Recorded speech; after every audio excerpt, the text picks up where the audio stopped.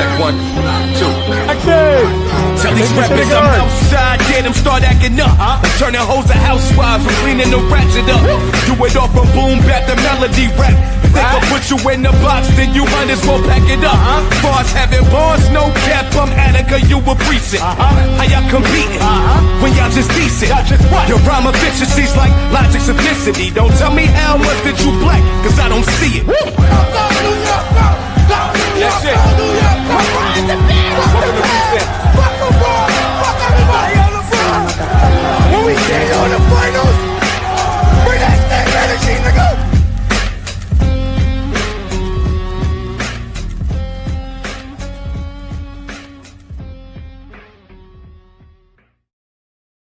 Yo. Yeah. Live and direct on your YouTube screen. It is another episode of Knicks and Ish. Y'all already know the vibrate. I am the one and only Parlay Lord, aka Fast Taz, here in the building as always. Not limited but including the first lady of Knicks and Ish, Mrs. Knicks is in the building. And of course, our good brother, the one and only infamous Knickerbocker Ab is in the building. Shout out to our newest panel member, my guy Knickerbocker. Y'all mean? Don't forget, everybody.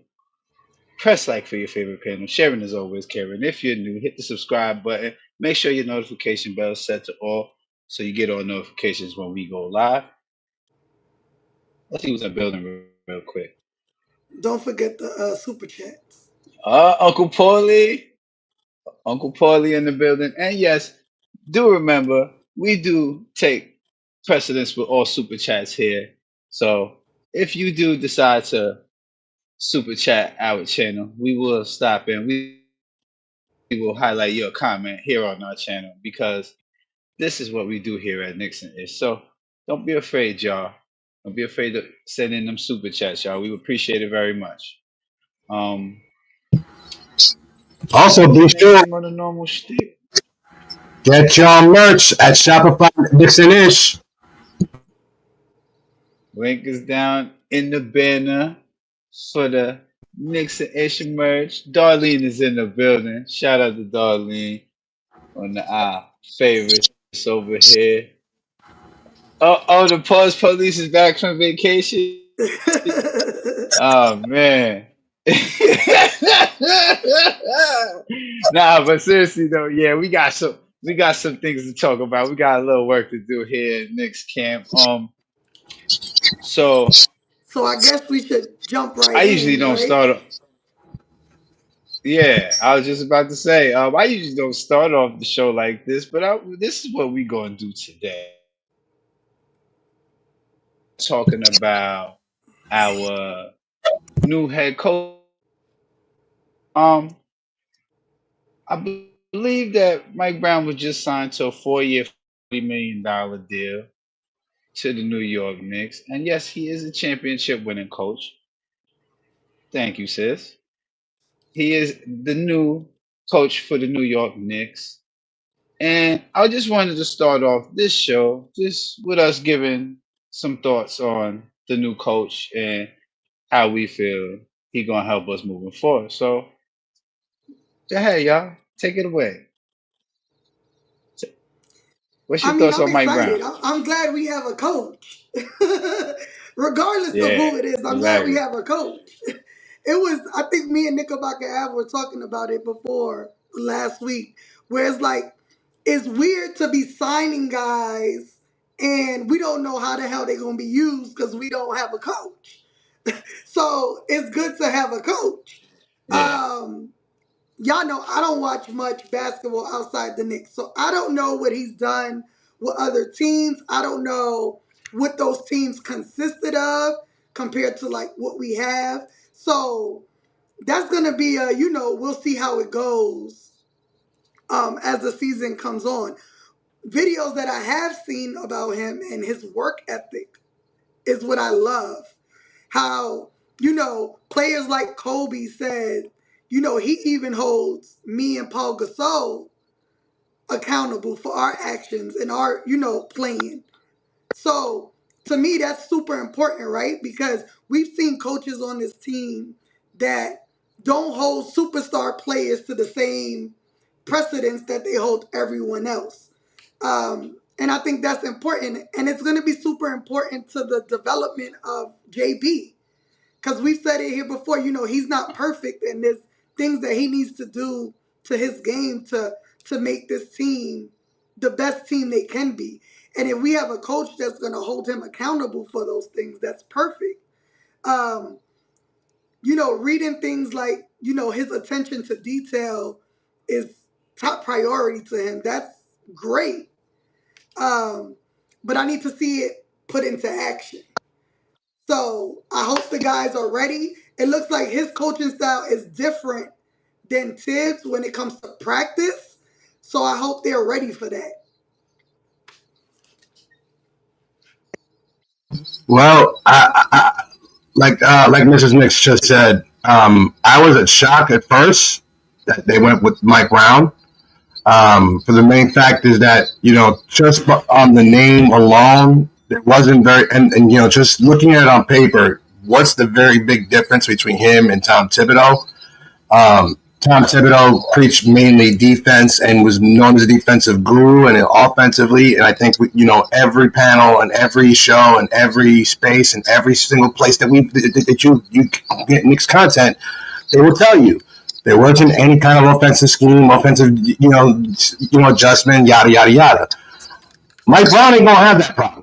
Mike Brown likes to utilize a lot of the Princeton offense, which is a lot of constant motion, and it did adjust from team to team when he was with Cleveland. Obviously, coaching LeBron, a young LeBron, they ran the offense more of the rudimentary style, or, trying to showcase a lot of his talents.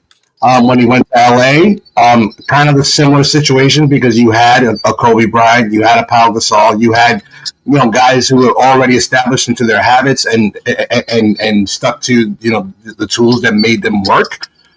But when he went to Sacramento after having stints in San Antonio and winning titles with Golden State under Steve Kerr, you can tell that he made an enormous adjustment because he still utilized a lot of the Princeton. And if you don't know what the Princeton is, I urge every one of you to do some of your research. The thing about the adjustment that he made in Sacramento, utilizing De'Aaron Fox and Sabonis and some of the other players that they had, a lot of their bigs, it was constant motion. High screen and roll. And a high screen roll off the motion. Yeah, high screen roll off the motion. And there was a lot of slashes and attacks to the basket. It's not the live and die by the three kind of deal. He tries to play on all three levels. And the one thing I will say, people used to complain about Thibodeau being a grouch and looking like all sour pussy. I'm just gonna say, welcome to boot camp, Knicks players. Have you not seen what kind of a mouth Mike Brown has when he gets knee deep into a player for doing such and such thing, for not running the play exactly, for not giving it 100% effort all the time, even at practice. If you're worried about Tom Thibodeau running plays into the ground, Mike Brown has a tendency to run dudes hard as hell in practice. So in a lot of ways, they're very similar, and their resumes are kind of similar. But here's the difference: Mike Brown, he's an offensive guy. He does have offensive scheme, and I think that with the kind of offense that we have, especially with our starting five, their numbers are going to go down slightly because you will be utilizing the bench. I don't think they'll go more than 9-man deep. You're going to see guys giving 110% every single minute that they're given. And that's something that I'm very proud to, and very excited for. Especially also when you think about the names that they're throwing out there for who they want to add to his staff. Yeah. Well, just to add on to that real quick. Hold on. There you go, Uncle Paulie. Of course he does. That's absolutely correct. That's absolutely correct, Uncle Paulie. He does have the most technical fouls. And just to piggyback off of what Knickerbocker said, I'd rather my coach killing guys in practice, getting them conditioned for the game, than killing them in the game, because you at least know your stars are not going to be playing a lot of 38 to 42-minute games. It's going to be cut down to like 33 to 37 or 32 to 37, somewhere around there, if you're dealing with a Mike Brown. And yes, he probably is going to play like 9 or 10 guys, but the difference is going to be the player set. All right. And Knickerbocker just pointed out about the differences with the different teams that Mike Brown had coached with their makeup. That means he can get the most out of these guys as well. I believe I saw a post. What's that post that's going around on Instagram where Mike Brown said, "I'm not trading my wings"? Yeah. Right. You know what I mean? And this is the type of energy I need from the coach coming in to a situation like this, where it's like, wow, I'm already a championship winning coach. I've coached the likes of LeBron James to a title, and Kobe Bryant. Yeah, I think I could do something with this team here, and he already sees it. I'm telling you, I got a funny feeling, and it's crazy because I said this to the gang in the chat before we came on the stream. Y'all might want to get ready for Wingstop 2.0, because it's gonna be a little different version of Wingstop coming up, which actually is gonna suit the team better in this season. I'll elaborate more on that later when we get into the next topic. But Absolutely. Sis, you have any? I believe you have video of some of the Princeton offense that I was talking about. I don't know which one I downloaded, but I will play it. Give me 1 second, cause I didn't download all of them. Let me pull it up. And I can't play the whole video because we can only do 30.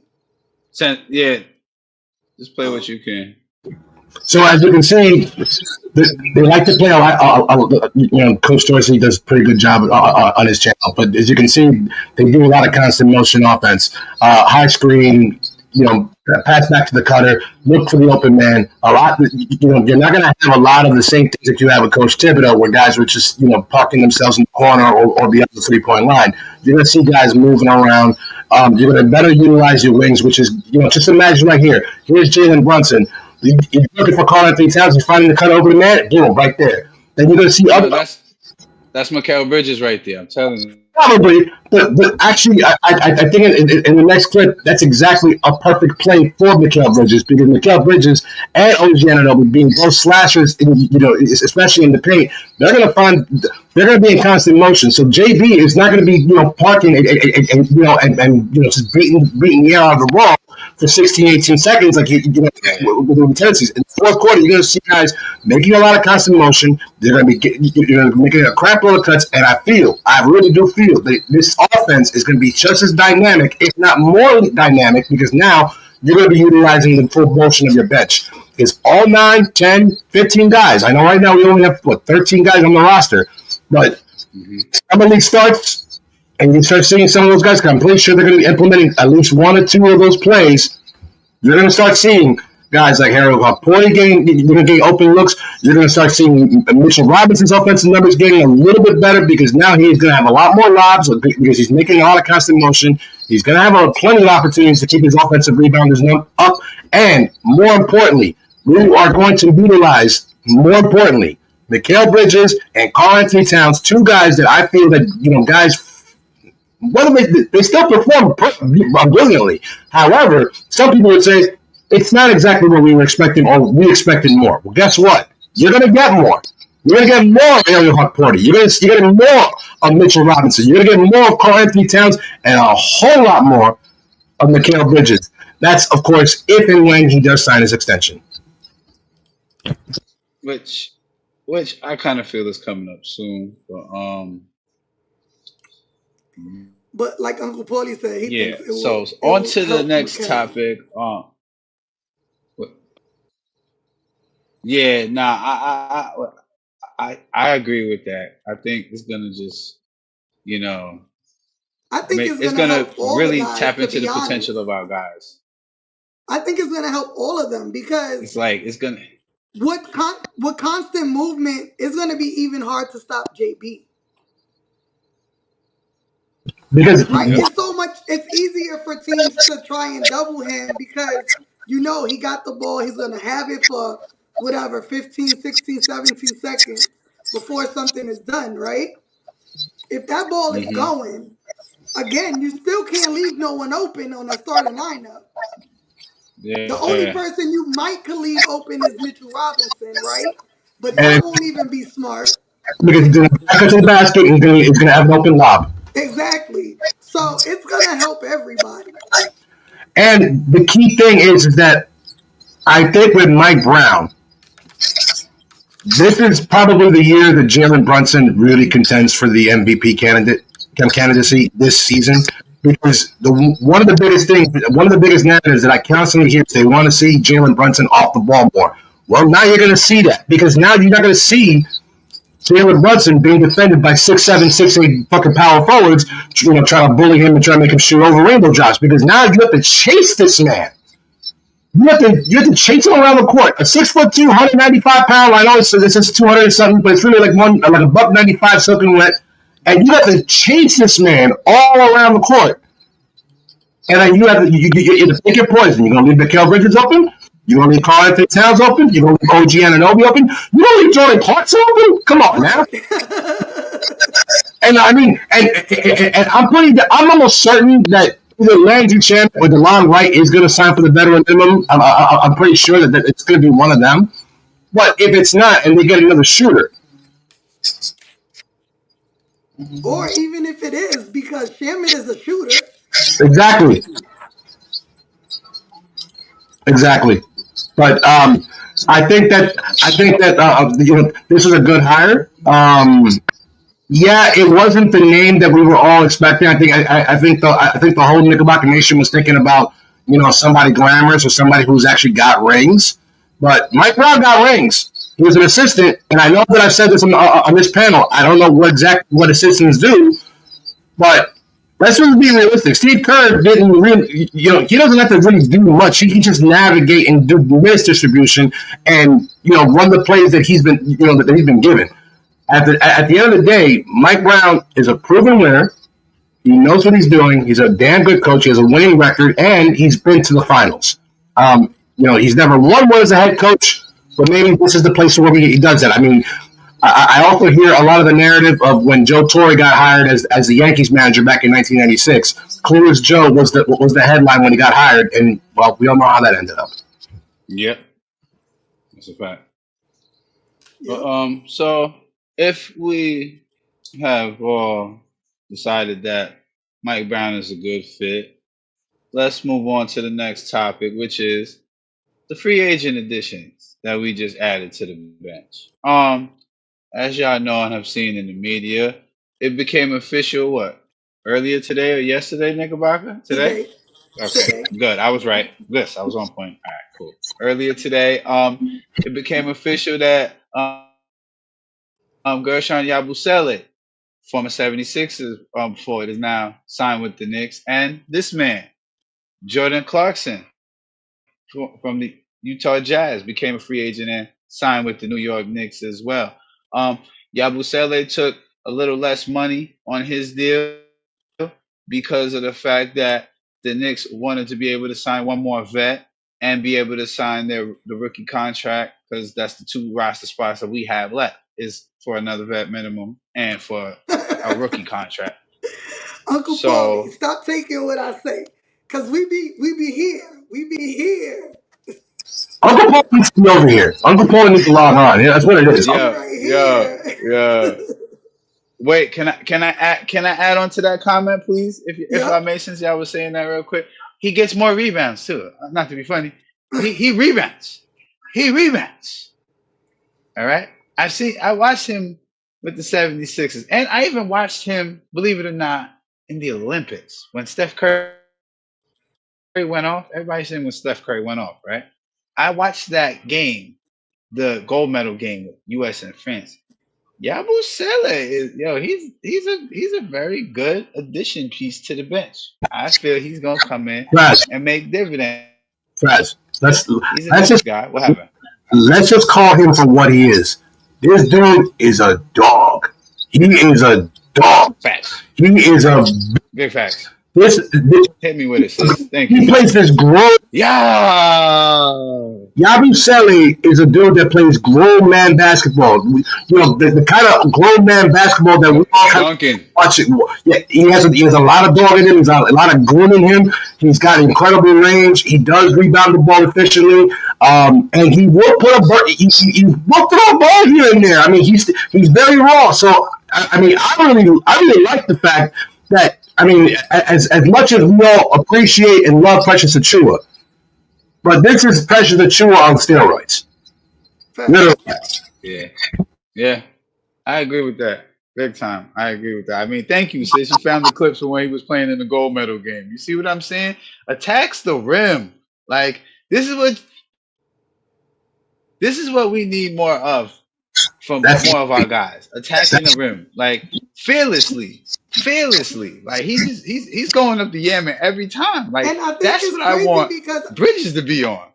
I think last offseason, after the Olympics, we talked about wanting him to sign with the Knicks. We did.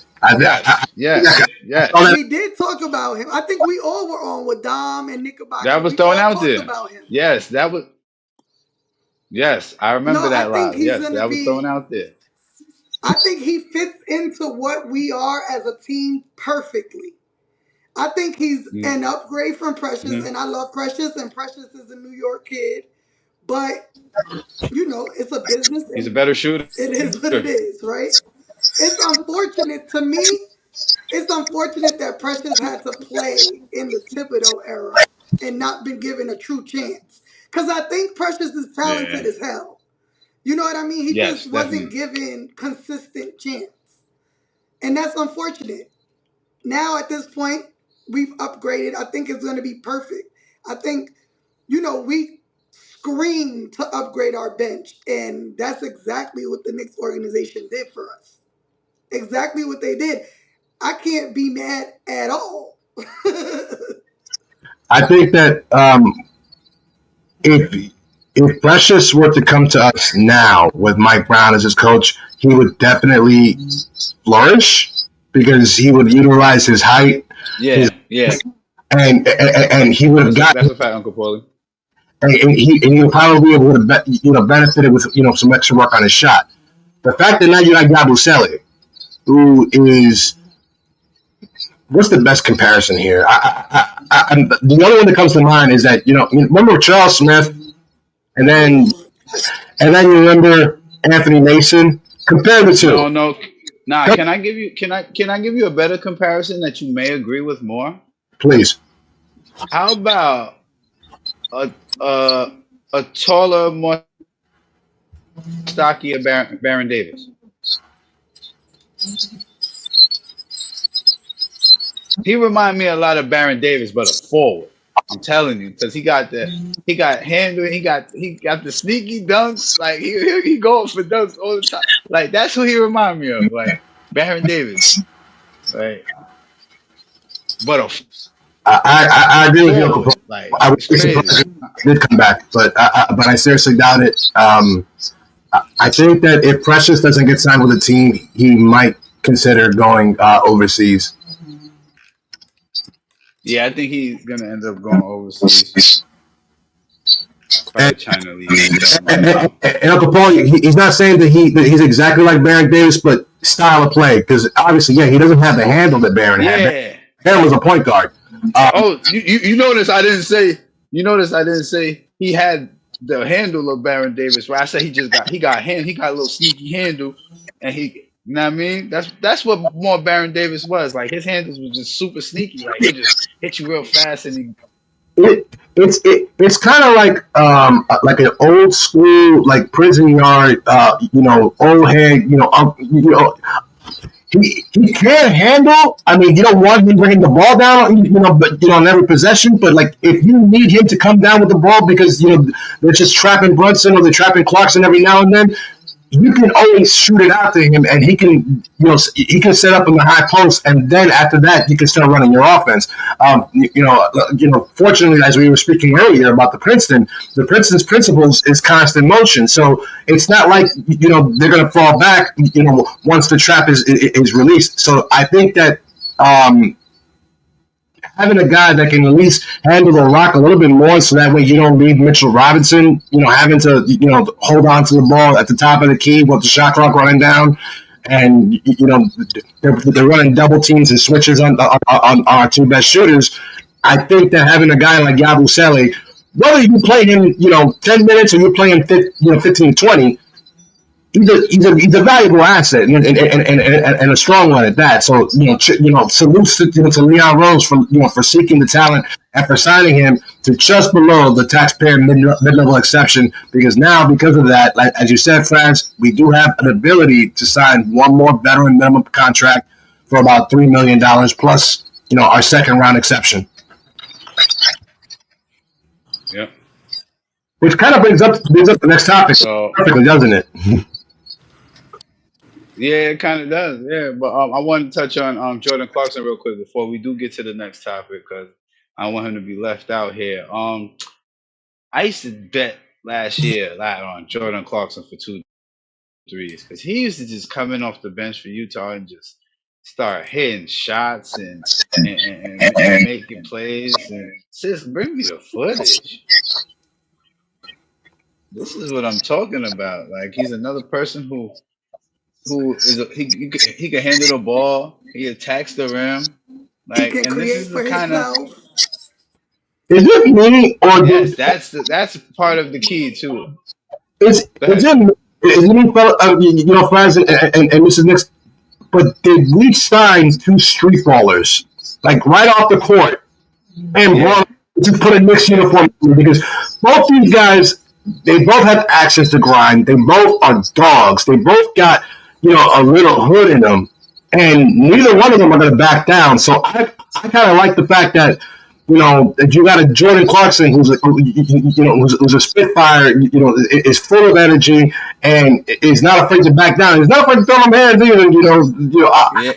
Chris two-piece, but what I'm saying. But I'm just saying, we got 2 street ballers, and I'm okay. Me and these 2 guys, come up on any court. It's like,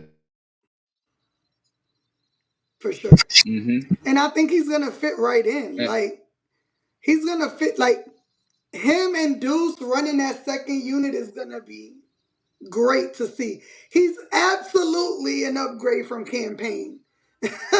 Yes. Hands down, And upgrade. And let me add on to that real quick by saying, if need be, he's a little taller, so you could run him.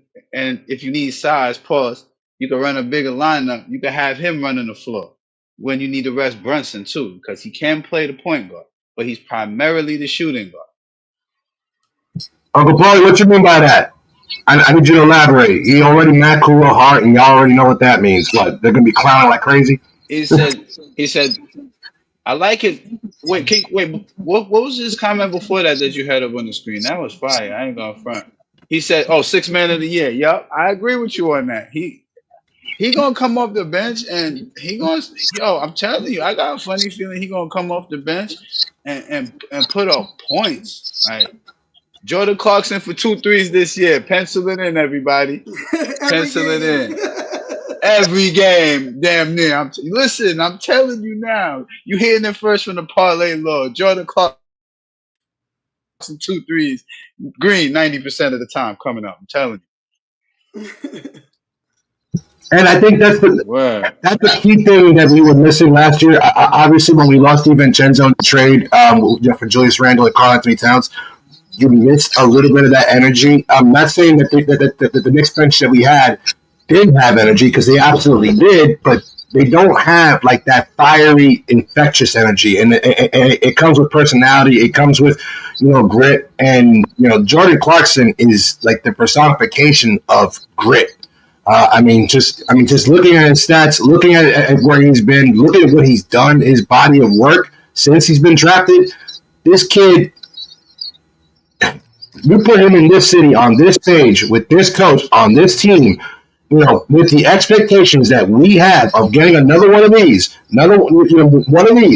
it is insane that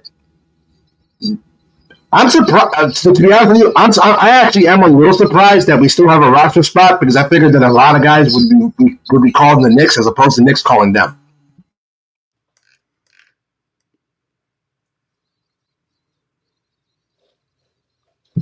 I'm probably stupid, man. Look, we don't he need might be that. right, yo. We don't need that. We need the energy, but we don't need no ejections. Yeah, yeah. As a matter of fact, what's his 3 point? What was his 3 point field goal percentage last season? Like 37, 38? 36.2. Okay, somewhere around there. Yeah, so he's shooting decent from three. Like I said, he's had them games where he just coming off the bench and he hit two threes like right off the rip, and it's just like you see him trying to get himself into a rhythm and trying to contribute. It's like those are the type of guys you want to add to the bench. As long as he's not sporadic with it, I think I think we just got another Bargain Deuce McBride with a little more skills. He averages about five. Like He averages it'd be funny. Like, 3 shots a night. That's the crazy thing. He does average about 5 3-point shots a night. You know, and 36 about two or three. You know, every now and then he can light it up because I mean look at his scoring average. So you do add a quality shooter along with a quality grit dude who's mentally and physically tough in this environment. And I mean, how many times do we hear this constantly? The East is wide open. The East is wide open. Well, if the East is wide open, then somebody's going to get fucked up. I'm sorry, pardon my language, but somebody's going to get fucked up. Bro, hold on. This is Knicks in this. We curse here, bro. Curse, bro. What do you mean? We curse here. Stop it, bro. I'm saying that for tea time because I hear tea time in the back of my head as you saying it. Like, we curse here, bro. Well, do your thing, bro. I believe the Knicks have turned some players down, a la KD. I believe you, Shaq. I believe you 100%. And you know what? To be honest with you, I would not be mad if it's Ben Simmons because I'm really sick and tired of hearing this name being thrown out there. Bro, I'm sick and fucking tired of hearing people bringing. Why the hell would we want to go for Ben Simmons? Again, here's the question. How deep do you think that Mike Brown is going to go into his bench? If you already got Yabusele, you already got Jordan Clarkson, you already got Ariel Huckporty, you already got Deuce McBride, and then you're going to have another roster spot plus Mohamed Diawara, and then you already know that, and you got Josh Hart on top of that, and then you got our 5 stars. How fucking deep do you think that Mike Brown is going to be playing? You think he's playing 15 dudes every night? Come on now. That's overkill. I mean, given if he takes less than the veteran minimum, then I'll consider it. But to be honest with you, I don't see the point in Ben Simmons coming to this team, considering that he needs to resurrect his career. And let me say, he don't even deserve to wear blue and orange. And we're going to leave it right there. He don't deserve. He has done nothing. He has done nothing as an NBA player to put on our uniform. Turnabout's fair play. Old, thirsty, needing a name Knicks. We're not those Knicks anymore. We're not bringing in guys past their prime. We're not those Knicks anymore. Say it louder again because I don't think they heard you in the back. We're not those Knicks. Nobody's going to resurrect their career on our team. We're not there. We need pieces that are going to contribute night in, night out, not give up on a team, not sit down every other game because your back is a little sore. Bro, put some Tiger Balm on that shit and play. Yeah, get the icy hot, man. Stop playing, man. Don't I make excuses. Make it happen. You heard? If I was to see him on our bench, it would disgust me, to be honest. It would. It absolutely would, considering, you know, I started to dislike Ben Simmons like the last 3 or 4 years. I think he was only there. Maybe like the third or fourth game I saw Ben Simmons in a Sixer uniform when he got drafted. I started disliking then. And it wasn't because he was on the other team. It's because I didn't think that a guy that that limited offensive ability, that limited shooting. I'm sorry, you can tell about how tall he is, how lengthy he is, how much he can rebound. Dude, we got guys that can do that already. We got guys on our squad that do that as it is, and we're trying to develop them. We're not trying to resurrect some has been that or some never was. I'm sorry. Go back to Brooklyn if you want. You ain't like him because he was a Sixer. I ain't like him because he was a net and a Sixer. I didn't like him before he even became a net. When he became a net, I'm like, oh, hell no, fuck this. But yeah, I mean, I don't think we as an organization are that desperate to bring someone like him in. There's no point.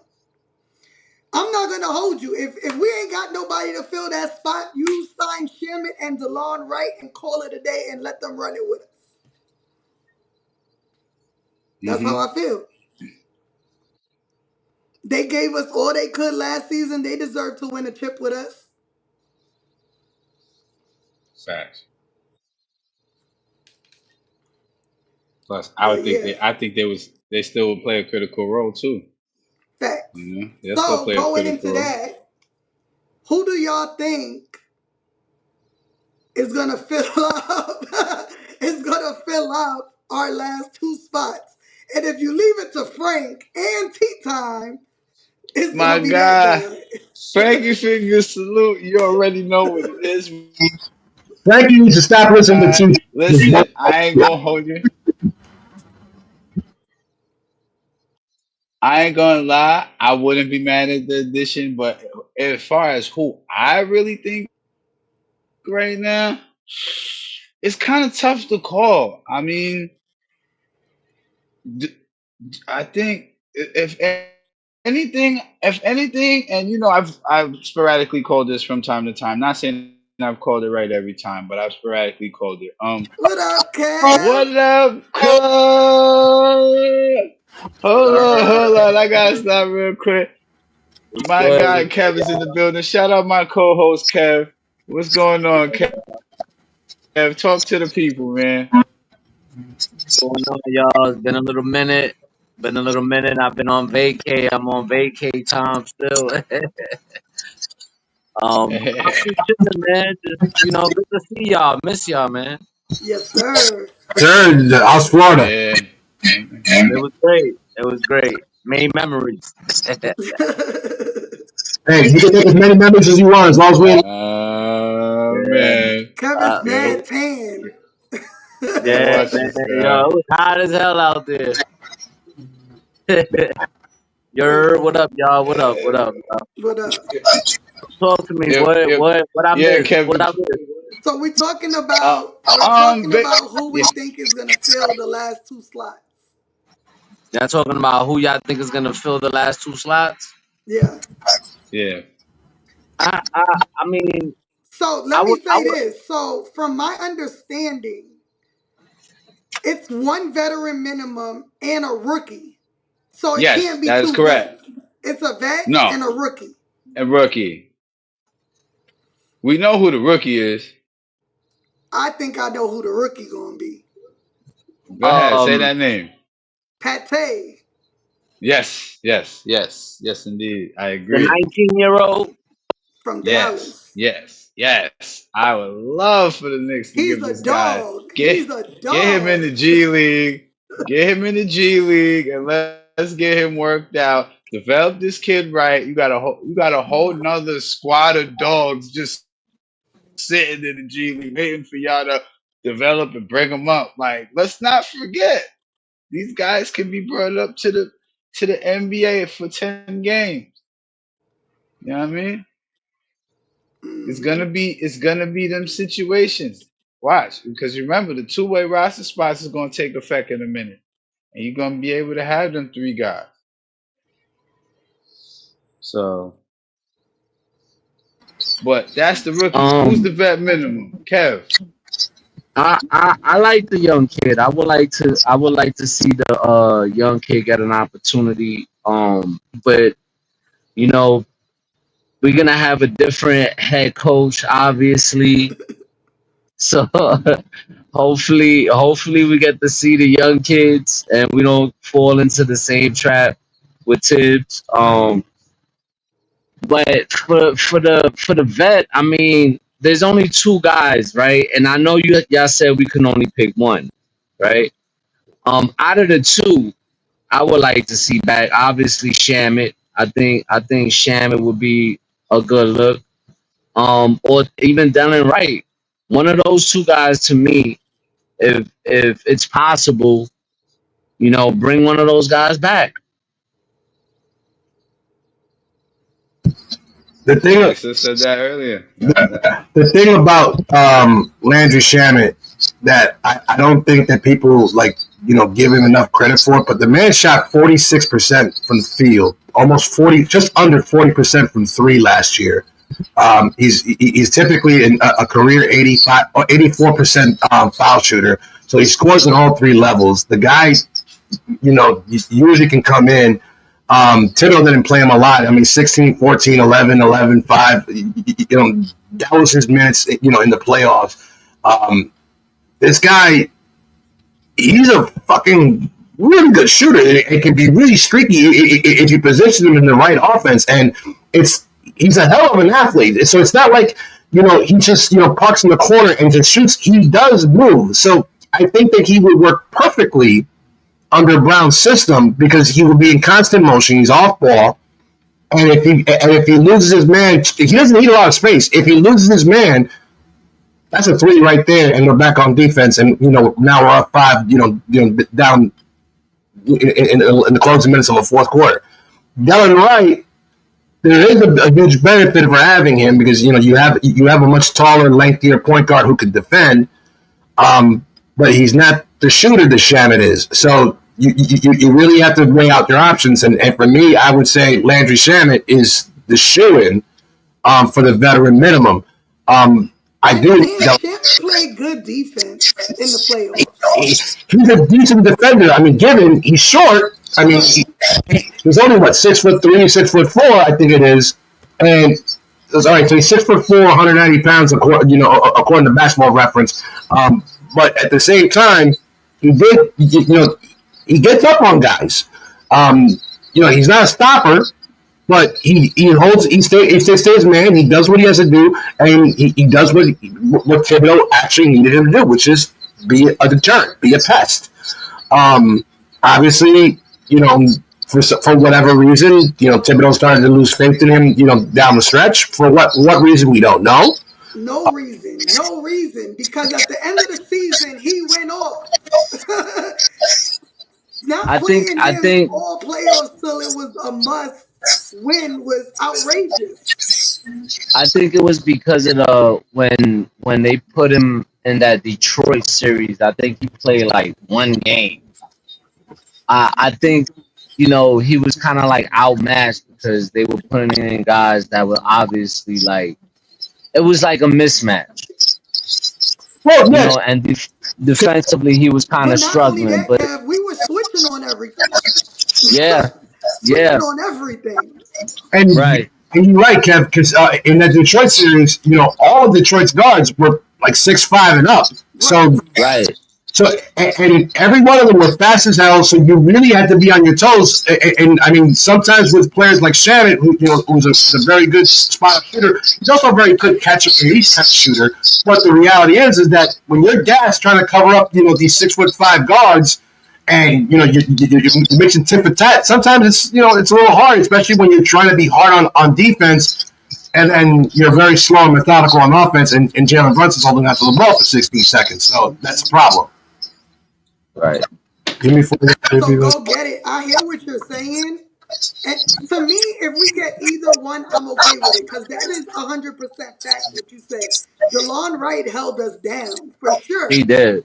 Yeah, he did. He did. For me, if we resign either one of them, I'm cool. I like Devin because we went 11-6 when he was our point guard throughout that time. I don't remember if he started most of those games, but he did pick up offensively. He picked it up big time, and defensively, he kind of helped us out. Shaman was like you said, and he was like he was a real big spark coming off the bench. Like he But struggled, Shaman struggled early on, but you got to remember he had a shoulder injury, and yeah, for a shooter that's tough. You know what I mean? But towards the end of the season, he went he picked it up. bonkers. And Nah, he picked it up. when we called him in the playoffs, he played well. He did. Yeah. He did. Both played decent. Yeah, Both of those it's guys played unfortunate we decent. can't have both of them. Right. Unfortunate. But yeah, I think I said Shamit would be the guy that we could look up. We could probably bring back. Because if anything, we still got Tyler Kolek that could. I mean, he might not be the defensive stopper that Delon Wright is, but he's definitely offensively he could uh he could do what Delon Wright did. Nice. He's probably like more of a playmaker than Delon Wright. Yeah. All right. On that note, I have an authority. Ian Begley just about an hour ago tweeted that the Knicks have checked in on Marcus Smart, and of course, Marcus Smart has been linked to the Knicks for the last 3 years. Ever since he got traded from Boston, he's been linked to the Knicks for some weird reason. Well, as reported here first on Knicks and Ish by our good co-host Kev, Kev's been talking about that name for quite some time now, as I could tell you. You know what I mean? Hold on. Let me put the camera back on. This guy Kev has been mentioning this Marcus Smart for quite some time. I'm not surprised that name is still out there at all. I will say Because Kev be this: spot on with calling half of these. his Yeah. salary is $21 million, so that would mean moving some pieces. Actually, they're talking about Marcus Smart being bought. Oh, on the buyout? I was just about to say absolutely. Buyout. It's a buyout. Buyout, absolutely. On the now it turns to a vet minimum. Exactly. right, and Marcus Smart, Marcus Smart is an upgrade over all those guys, right? My only thing with Marcus Smart is health. That's been his issue these past couple seasons. While he was in Boston, we all know what kind of player he was. He was like that spark for that team, the leader. He played the leader role on that team. Yeah. But after that, it's been it hasn't been the same. You know what I mean? So, but definitely he got the experience. He could run an offense. If we're only paying the vet minimum, you go for it. Yeah. You go for it. And you know what? We're talking about resurrecting Ben Simmons on this team. You might as well bring in Marcus Smart and let him resurrect his career. The thing about Marcus Smart that I kind of like the idea of is that this dude is kind of like Jordan Clarkson and Yabusele. They got a chip on their shoulder. He's got this chip. After being traded from Boston into Memphis, he accepted it with grace and respect and dignity, and then they traded him to Washington, right? First they traded was Washington. First it was Washington, and then it was it Memphis and then Washington? Yeah, so Nah, it was Washington first, then Memphis, because it was just okay. Because he didn't stay in Washington long. Then he went to Memphis. Right. So I don't know. No, it's backwards. It was Memphis first. Oh, it's the other way? Washington. Yeah. Okay. What he must? Oh yeah, that's right. Because it was another deal that sent him over there. That's right. So I think that a Marcus Smart. I mean, if you're going to throw out names like Ben Simmons and Russell Westbrook and this guy and that guy, why not Marcus Smart, which out of all of them has won an NBA title. He knows what it takes to win. He knows what it takes. Yes, Yeah. yes, And he he's a does. dog. And he's a dog. He's a dog. Yes, he is a dog. I'm Yes, sure. he is. I'm sure those 4 games against the Boston Celtics are going to just light. It's just going to put a twinkle in his eye. He's just going to light that up. I mean, yo, listen. I'm gonna tell y'all this. I'm gonna tell y'all one name, and y'all all might be like, Kev, you know, we got that already in Josh Hart. But yo, Russell Westbrook. Russell Westbrook could give you the same. I knew one of y'all was gonna disagree. I knew it. But listen. I'm just saying. Russell Westbrook is a guy that can come off the bench and give you Josh Hart numbers, which is a must, a needed thing for us. An energy guy. You know what I mean? He might not be able to. I know he can't shoot, and I know he struggles defensively. But I'm just saying that that's a guy right there that you could look at. You know, he still could play. Listen, I will never say that Josh Hart is better than Russell Westbrook. No. I wouldn't say that. Hold on, I would never say that. I would never say that. And I feel that Russell Westbrook is definitely at least just bordering, if not already, a Hall of Famer. But here's where I have the problem with. Why didn't it work in Los Angeles? Why didn't it work in Houston? Why didn't it work here? Why didn't it work in Oklahoma City? Why didn't it work? It's him. It's a personality. So why would you want to bring that guy who's going to need the ball, want the ball, demand? It didn't work in Denver either. And he was it's supposedly a championship-winning, contending team. Why doesn't it work? Why does it look like the team just seems to collapse all around him?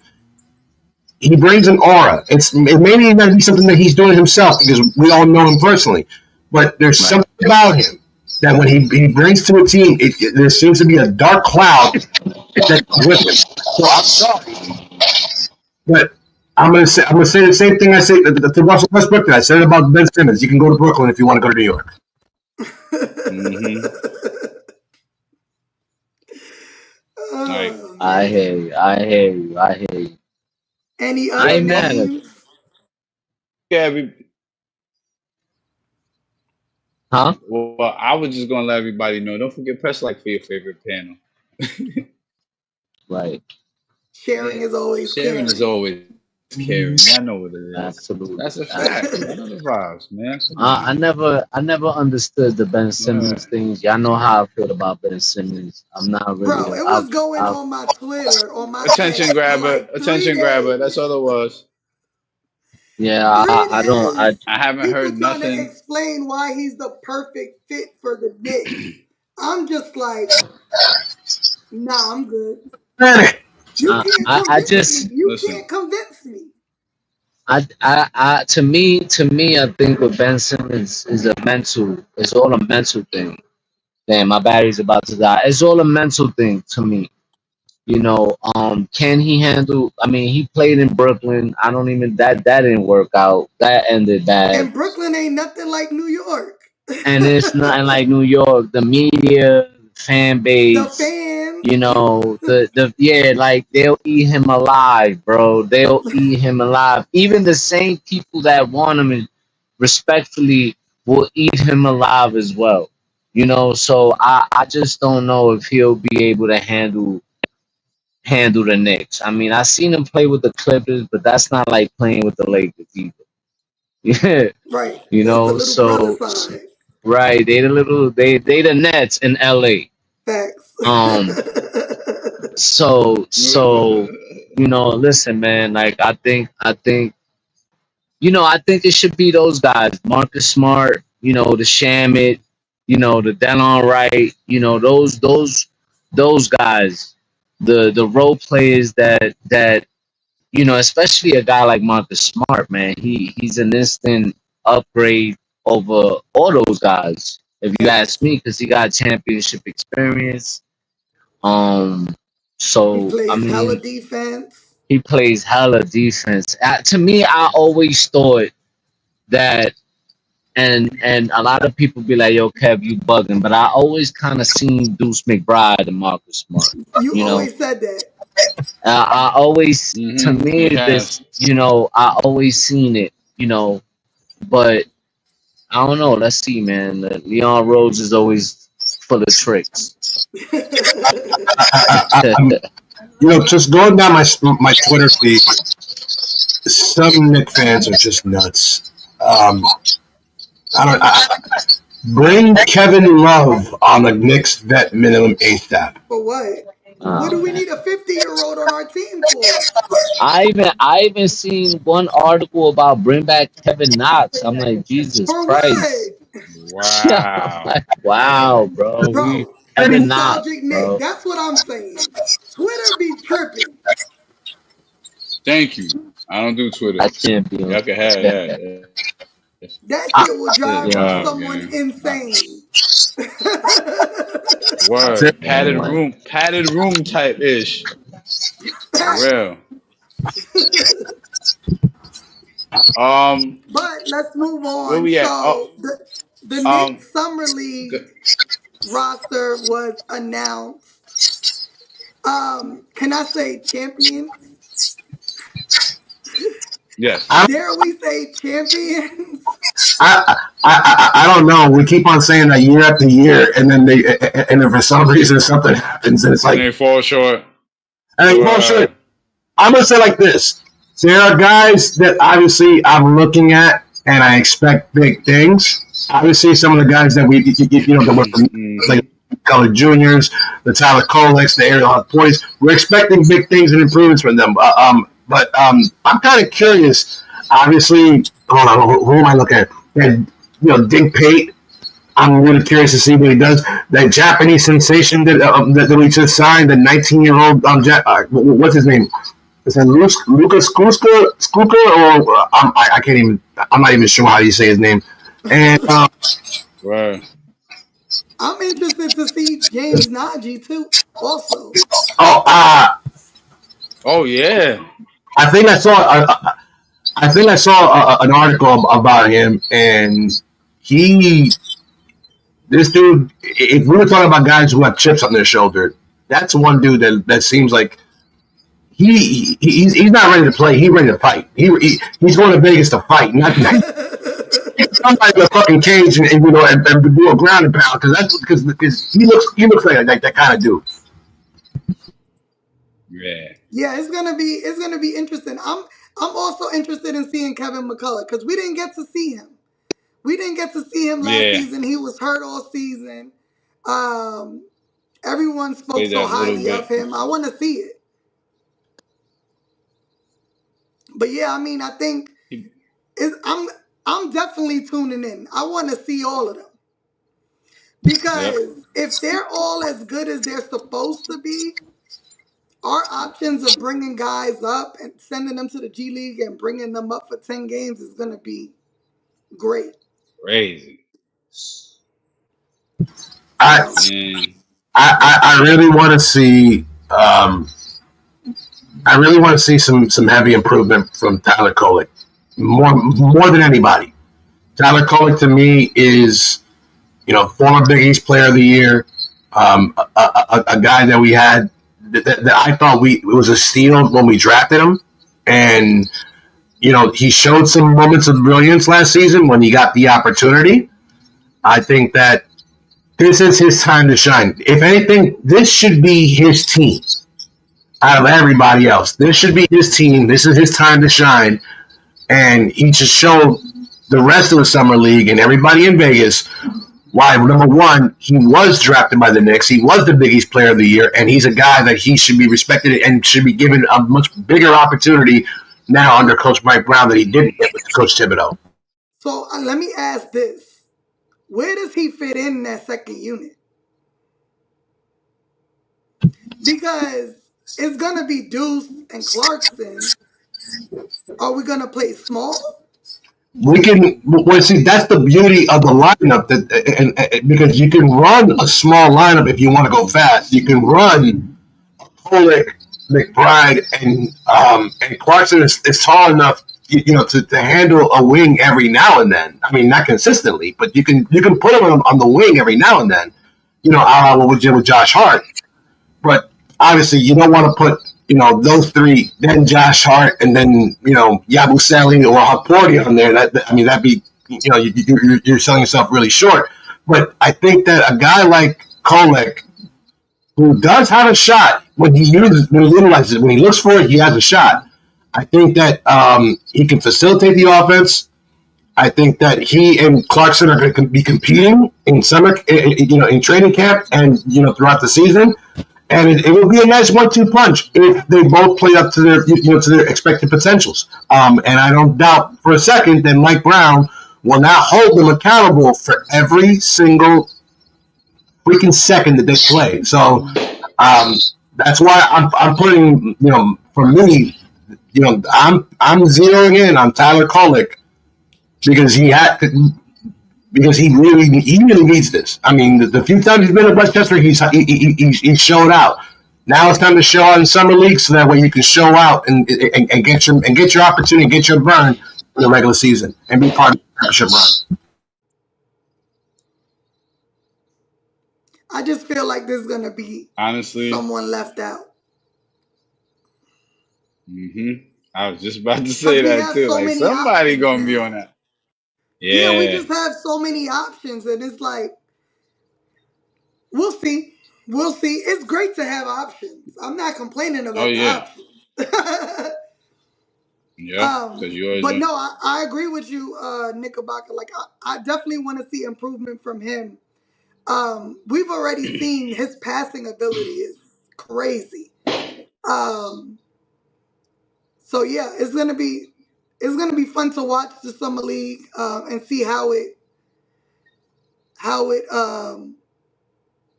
will turn out once they're on the team. Is there anybody else in any of the rookies from the draft or even from like the unsigned draftees that you guys really interested in seeing? Besides of course our team, but is anybody else that you really want to see and take a good look at? Honestly, you already know who I'm going to say. You know me. Pack him up, Dadier. I need to see some more development from my guy. Pack him up, Dadier. Like for real, he has his game. I like the way his game is. He has a nice game. They need to develop him, man. Like he could be another shooter. Like he could be a shooter for us. They just not. You know what it is? I say this all the time about the New York Knicks, y'all. They gotta work on their development and conditioning. Like they gotta get a good development and conditioning coach in there, man. Like get these guys right for the season, man. I'm tired of seeing guys winded on the floor after being on the floor for like 7-8 minutes. Hell, I could play 8 minutes of basketball and not be tired. And I'm 40. So come on, man. Like I get it. You know what I mean? But that comes from conditioning and working on your conditioning early in your career so that it kind of carries on with you when you get older and through the end of your career. Frankie Fingers puts in the chat there, is it possible Brunson could still be here to Mike Brown by him? Already know the system, like Mike Brown is the face, Brunson is the coach. I don't think so. I think he's asking if Rick Brunson is still going to be on the coaching staff. According to Leon Rose, he is. Yeah. Yes. He is on the bench. However, he's not like the lead assistant. I think that they're still trying to wiggle their way to a Darvin Ham to become the associate head coach to Mike Brown.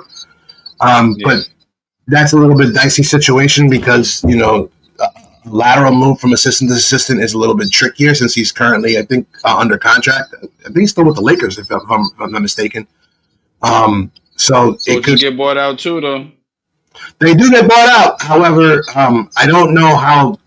I know that when they get permission to interview an assistant for a head coaching position, they're very. They usually try to give those assistant coaches that opportunity. But to do a lateral move from assistant to assistant, I don't know if the Lakers will even entertain that idea, considering there's so much turmoil right now. They just acquired DeAndre Ayton. They don't know what the hell they're going to do with LeBron. It's Luka's team, and you'd never know what condition Luka's really going to come in because they haven't seen him yet. And they're still trying to fill out the roster because right now, as it stands, I mean, I don't think anybody in any NBA circle can tell you that the Lakers are ready to compete for anything. They're not even the best in their own city right now. So how can they even compete for an NBA championship?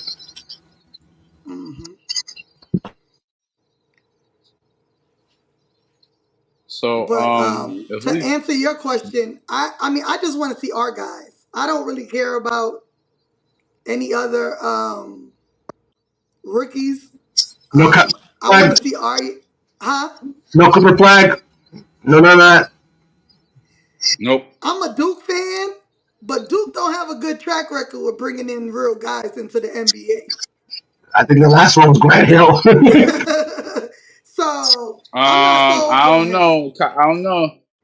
Kyrie Irving kind of is an exception. I don't know. That is true. I'm saying they have some, but their track record on how many top prospects come out of Duke and don't make it in the league. That was more than the 90s for them with that. I mean, yeah. than anything. So I'm not sold on him. But as far as our guys, I want to see Dink. I want to see him. She wants to see the rookie. She wants to see a Dink. A lot of potential. I mean, when you look at like his videos, he's raw as hell. Pause. But has a lot of potential. He has a lot of potential. Remember, he went straight to G League Ignite at 17. So he's been playing technically professionally since he was 17. And I mean, I'm not from Dallas, but he a local kid over here. So, it'll be kind of nice to see someone do their thing on the Knicks. You just want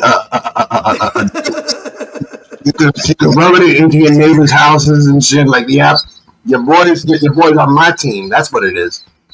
But I mean, he looked like a dog. Like when you look at his videos, like he looked like a dog. He played like one too. He definitely has a lot of raw talent.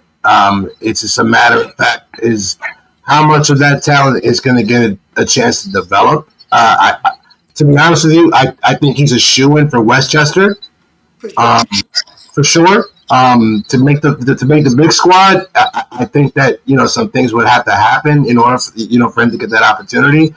But I'm excited to see what he does. I'm excited to see what that Japanese phenom supposedly is going to do.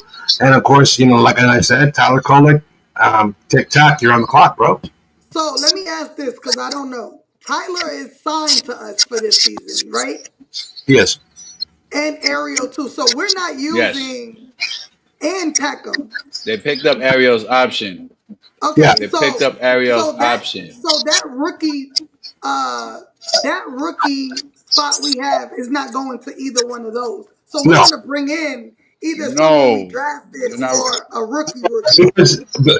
Because all of them in two ways last year. So most of those can get rolled over.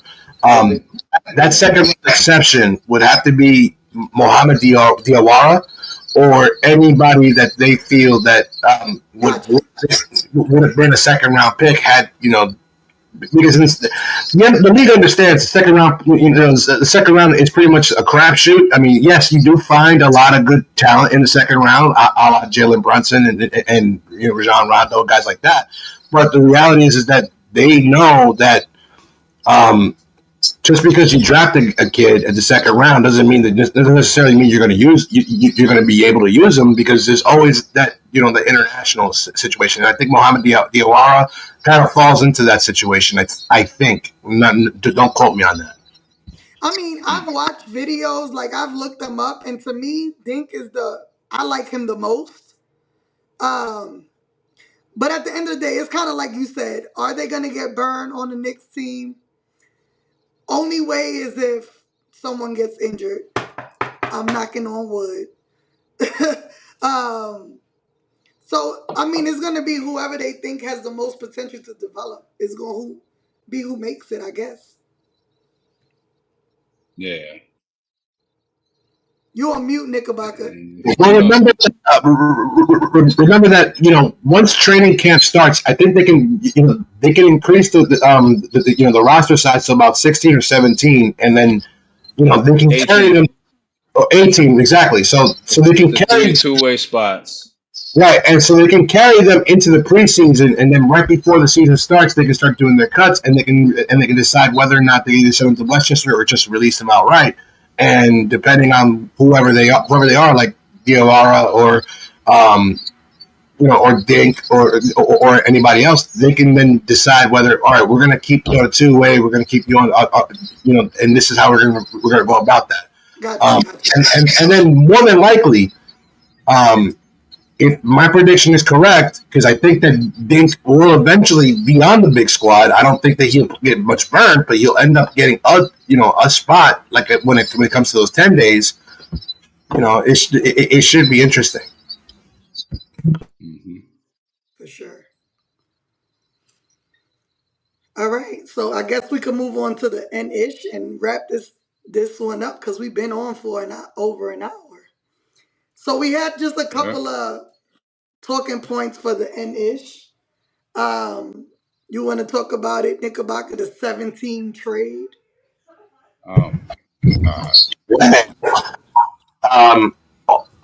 Only when it involves a guy like Kevin Durant does something like this happen. The NBA, we all heard about the Kevin Durant got traded to Houston, but the details of the trade wasn't like completely finalized, and it's now been finalized. It's part of it's NBA records. I'm pulling up the exact details of the trade because there's so many moving pieces. So the Rockets get Kevin Durant and Clint Capella. So the Rockets have easily become the second top favorite, if they weren't already, to win the West. Because now you add Clint Capella and the shooting ability and scoring ability of Kevin Durant. The Phoenix Suns get Jalen Green, Dylan Brooks, Kamen Malak, the 10th overall pick, Rasheer Fleming, the 31st overall pick, Kobe Bryant, the 41st overall pick, Daquan Plowden, a 2026 second-round pick, and a 2032 second-round pick, so the kid's not even freaking in junior high school yet. The Brooklyn Nets get 2 second-round picks in 2026 and 2030. The Golden State Warriors get the 52nd overall pick, Alex Tui, and Jemai Meshach, the 59th overall pick, while the Hawks get David Roddy, a 2031 second-round pick, cash, while the Lakers, they got involved, at Vinciero, who's the 36th overall pick in cash, and the Timberwolves get Rocco Zikarsky, who was the 45th overall pick, a 2026 second-rounder, a 2032 second-rounder, and cash acceptance. If you call all that, I recommend that you stop, pause, and rewind, and you can rewind that all again, because that was a lot. And you can thank the new the new cap for that one, actually, not the CBA, the new cap. Thank you, Adam Silver. Thank you, Adam Silver. Commissioner Bobblehead. Yep. One more year. For those who don't know, the cap is $155 million this year. Why do you think you see teams trying to get under that first and second apron? This is why you saw this type of deal. And guess what? You're gonna see more of them. You know why? Because a lot of teams is not going to have the cash to be able to move players. It's not always about moving the player. Sometimes cash get involved with moving the player. So yeah, that was outrageous. Don't be surprised. And I don't even know who half of those guys are. And guess what? You may see it again. You may see it again coming up before the season starts. So be ready. Oh, I'm pretty sure that we're going to be seeing more trades that are going to be constructed like this because so many teams are like just under the second apron and are they have to sign their free agents still. They have to they have to still field dress 15 guys, and they only got like 6 or 7 under contract, but most of them are making 30, 50, or 80 million or something like that. And and the money is outrageous with the TV deal, but then they want to handcuff a team. But I mean, I get it, parity and all that stuff, but with these kind of salaries, I mean, the salary cap needs to be adjusted. And Franz, you're absolutely right. Thank God that the CBA is going to be discussed later on, and good for James Dolan for once, trying to fight that. Yeah. Yeah. And then we wanted to talk about LeBron James. Because, of course, he's been linked to this Knicks team again and again and Uh, again and again and again. So, Knickerbocker gave the topic of what's his best fit. What do y'all think? I'm going to a say this. place where I'll you. start it off. I don't care what it is as long as it ain't on the Knicks. I feel like he had every opportunity to be a Knick if he wanted to be a Knick. He was a free agent how many times? And time again, Yeah, he chose everyone else but the Knicks. So don't yeah. come to us now while we're contenders. I'm good. You on mute, Um, Knickerbocker. Oh, I don't think he's talking. What you think, Fraz? um. Wait, what was it again? My The bad. I was best on fit for LeBron. the best fit for LeBron. Okay, I'm gonna give you a team that I've heard that he may be possibly linked to, especially from playing with a certain superstar in the Olympics. Um, I would not be surprised if LeBron ends up going to Golden State. And I say that only because it has been confirmed that LeBron and Steph Curry do have a mutual interest in being on the same team together. Mm. So I would not be surprised if you end up seeing LeBron getting dealt to get opting in. Now, hear me out. Y'all know I've called something like this before. Opting in and getting dealt to the Warriors. I wouldn't be surprised because I've also seen that the Lakers are looking to move Roy Hachimura as well. So I wouldn't be surprised if there's some kind of package deal involved or something like that. And I'm just, exploring all possibilities at that point. Not saying one is gonna be the one that happens, or you know what I mean. But that's how you gotta look at it. I've heard, and I thought this was stupid, but I've heard that there is a possibility that he will agree to some form of a buyout, um, and he would go to Dallas, which I don't know why. I don't know why Dallas would even I entertain it. I I mean, they know would why. stop, but it didn't work with him and Kyrie before, or actually it did, but I mean that ended up badly. This And is title. as far as I know, they were all in on Cooper Flag. So you bring in LeBron James, won't that take the shine away from him? I mean, it'll definitely alleviate some pressure, but won't that take away his expectation? I mean, unless you already know that he's a bust, which I have never heard anything about that. I kind of sometimes suspect it every now and then, but no. Yeah. Well, it depends though, because like this new Lakers front office is. They look like they about to pull a Dallas on us and either make him opt in and then deal him or possibly buy him out.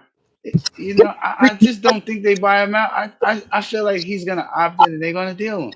He already opted in, though. That's the thing. He's already opted in, and that's the troubling issue that he has is that even if he Yeah. be traded, he has a no trade clause. So even if you wanted to be dealt, you have to find a team that's going to be willing to take on his $52.6 million contract, which that's the main reason why the Knicks are not even taking that phone call. But if you got out, that's a different story. It's the same thing as the Marcus Smart idea or else. If he agrees to a buyout and they decide to stretch his contract over the next 5 years, which is kind of silly because by then he would have been retired. He almost be a la Bobby Bonilla. But at this point, maybe that was the strategy all along for LeBron. I mean, LeBron is a very intelligent man, and so is Rich Paul. So I wouldn't doubt that for a second that they probably considered opting in just to agree to some form of buyout, so that way he gets some of that money that he's owed, and then he's dealt to a team that he can choose where he goes. Another idea someone in a message board threw out to me said, "Why don't you just stay in LA and go to the Clippers?" And I'm like, maybe that's an idea, but him and James Harden, really? I don't know. I mean, he's trying to work. I don't know. I don't even know if they got the cap space to do that, but who knows, As long as it ain't a Knicks, I don't care.